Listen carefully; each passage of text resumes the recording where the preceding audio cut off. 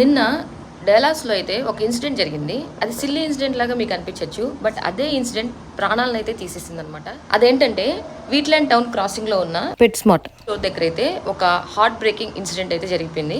అదేంటంటే ఒక అమ్మాయి పెట్ స్మార్ట్ స్టోర్ వెళ్ళింది. లోపలికి వెళ్ళి వెనకాల ఒకళ్ళు వస్తున్నారు అని చెప్పేసి, మనం కూడా జనరల్ గా ఎవరైనా వస్తున్నారు అంటే డోర్ ని వెంటనే క్లోజ్ చేయం కదా, వాళ్ళ కోసం అయితే ఓపెన్ చేసి ఉంచుతాం కదా. సో తను కూడా అలా తను వచ్చే వరకు డోర్ అయితే ఓపెన్ చేసి పట్టుకొని ఉంది. సో ఎవరైతే సెకండ్ పర్సన్ లోపలికి వచ్చారో వాళ్ళైతే థ్యాంక్ యూ చెప్పలేదన్నమాట, ఎవరైతే డోర్ ఓపెన్ చేశారో వాళ్ళకి. సో ఆ థ్యాంక్ యూ చెప్పలేదని చెప్పేసి తను అడిగిందనమాట ఓపెన్ చేసిన ఎవరైతే ఉన్నారో వాళ్ళు. సో వాళ్ళిద్దరి మధ్య కొంచెం డిస్కషన్ అయితే జరిగింది.